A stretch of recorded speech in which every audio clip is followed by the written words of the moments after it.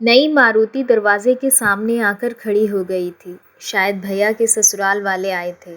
बाबूजी चुपचाप दरवाजे की ओट में हाथ जोड़कर खड़े हो गए और माँ, जो पीछे आंगन में झाड़ू दे रही थी, भाभी के आवाज़ लगाते ही हड़बड़ी में अस्त व्यस्त साड़ी में ही बाहर दौड़ी आई। आते ही भैया की छोटी साली ने रिंकू को गोद में भर लिया और अपने साथ लाए हुए कई कीमती खिलौने देकर उसे बहलाने लगी। ड्राइंग रूम में भैया के सास ससुर तथा भाभी भैया की गपशप आरंभ हो गई। भाभी ने माँ को झटपट नाश्ता और चाय बनाने को कह दिया। माँ ने मुझसे पूछकर अपनी मैली साड़ी बदल डाली और रसोई में व्यस्त हो गई।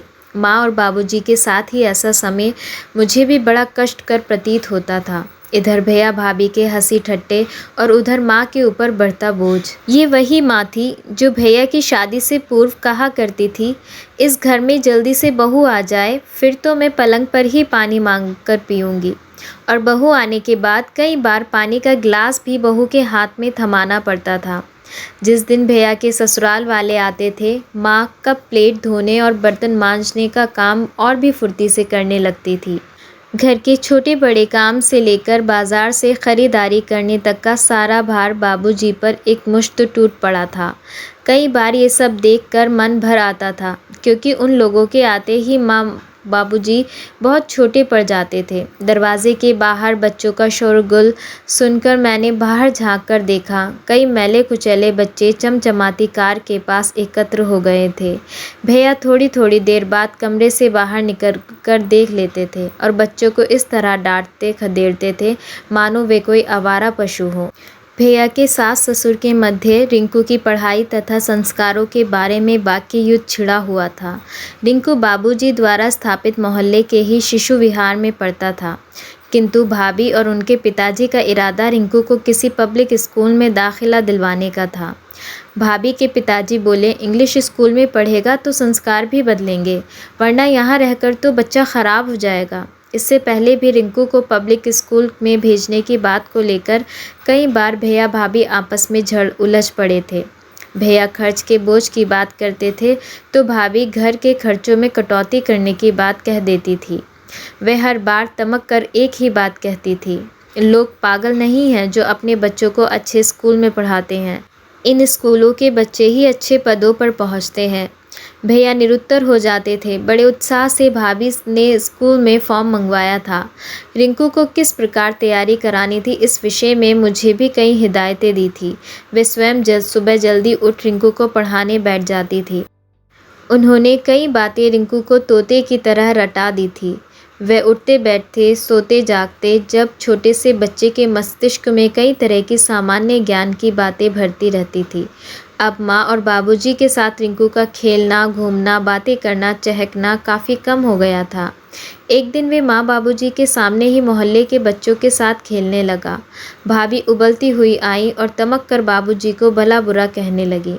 आप रिंकू की ज़िंदगी को बर्बाद करके छोड़ेंगे, असभ्य, गंदे और निरक्षर बच्चों के साथ खेलेगा तो क्या सीखेगा। और बाबूजी ने उसी समय दुलारते हुए रिंकू को अपनी गोद में भर लिया था। भाभी की बात सुनकर मेरे दिल में हलचल सी मच गई थी। ये अमीर लोग क्यों इतने भावना शून्य होते हैं। भला बच्चों के बीच असमानता की खाई कैसी। बच्चा तो बच्चों के साथ ही खेलता है। एक मुरझाए हुए फूल के हम खुशबू की आशा कैसे कर सकते हैं। क्यों नहीं सोचती भाभी ये सब कुछ। एक बार उबलता दूध रिंकू के हाथ पर गिर गया था। वह दर्द से तड़प रहा था। सारा मोहल्ला परेशान होकर एकत्र हो गया था। तरह तरह की दवाइयाँ, तरह तरह के सुझाव। बच्चे तो रिंकू को छोड़कर जाने को ही तैयार नहीं थे। आश्चर्य तो तब हुआ जब भाभी के मुंह से उन बच्चों के प्रति वात्सल्य के दो शब्द भी नहीं फूटे। वे उनकी भावनाओं के साथ उमड़ते हुए प्यार के साथ तालमेल ही नहीं बिठा पाई थी। भाभी भी क्या करती, उनके स्वयं के संस्कार ही ऐसे बने थे। वे एक अमीर ख़ानदान से ताल्लुक़ रखती थी। पिता और भाइयों का लंबा चौड़ा व्यवसाय है। कॉलेज के ज़माने से ही वे भैया पर लट्टू थी। उनका प्यार दिनों दिन बढ़ता गया। मध्यवर्गीय भैया ने कई बार अपनी परिस्थिति की यथार्थता का बोध कराया, लेकिन वो तो उनके प्यार में दीवानी हुई जा रही थी। सम विषम, ऊंच नीच का विचार ना कर उन्होंने भैया को अपना जीवन साथी स्वीकार ही कर लिया। जब इस घर में आने के बाद एक अभावों का खाता खुलने लगा तो एक का एक जैसे ढहने सी लगी थी। उन्होंने ही ड्राइंग रूम की सजावट और संगीत की धुनों को पहचाना था। इंसानों के साथ जज्बाती रिश्तों को वे क्या जाने। वे अभावों की परिभाषा से बेखबर रिंकू को अपने भाइयों के बच्चों की तरह ढालना चाहती थी। भैया की औकात, भैया की मजबूरी, भैया की हैसियत का अंदाज़ा क्यों कर उन्हें होता। कभी कभी गिलानी तो भैया पर भी होती थी। वे कैसे भाभी के ही सांचे में ढल गए थे। क्या वे भाभी को अपने अनुरूप नहीं ढाल सकते थे। रिंकू टेस्ट में पास हो गया था। भाभी की खुशी का ठिकाना न रहा था, मानो उनकी कोई मन मांगी मुराद पूरी हो गई थी। अब वे बड़ी खुश खुश नज़र आने लगी थी। जुलाई से रिंकू को स्कूल में भेजे जाने की तैयारी होने लगी थी। नए कपड़े बनवाए गए थे, जूते, टाई तथा अन्य कई ज़रूरत की वस्तुएं खरीदी गई थी। अब तो भाभी रिंकू के साथ टूटी फूटी अंग्रेज़ी में बातें भी करने लगी थी। उसे शिष्टाचार सिखाने लगी थी। भाभी रिंकू को जल्दी उठा देती थी। बेटा, देखा नहीं तुम्हारे मामा के रितु पिंकी कैसे अपने हाथ से काम करते हैं। तुम्हें भी काम स्वयं करना चाहिए। थोड़ा चुस्त बनो। भाभी उस नन्ही जान को चुस्त बनना सिखा रही थी, जिसे खुद चुस्त का अर्थ मालूम नहीं था। माँ और बाबूजी रिंकू से अलग होने की बात सोचकर अंदर ही अंदर विचलित हो रहे थे। आखिर रिंकू के जाने का निश्चित दिन आ गया था। स्कूल ड्रेस में रिंकू सचमुच बदल गया था। वे जाते समय मुझसे लिपट गया। मैंने उसे बड़े प्यार से पुचकार कर समझाया, तुम वहाँ रहने नहीं, पढ़ने जा रहे हो।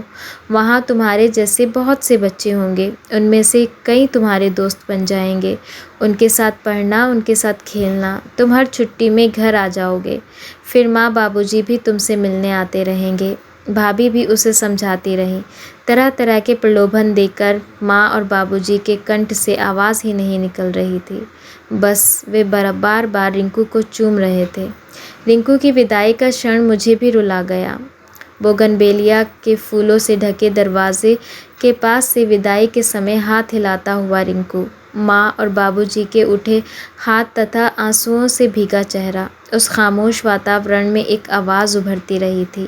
बोगनवेलिया के फूलों की पुरानी पंखुड़ियाँ वहाँ के तेज़ झोंके से खर खर नीचे गिरने लगी थी। उसके बाद उसमें संस्कार के नए फूल खिलेंगे और अपनी महक बिखेरेंगे। धन्यवाद। अगर आपको ये कहानी पसंद आई है तो like, comment, share and subscribe करना ना भूलें। Thanks for watching.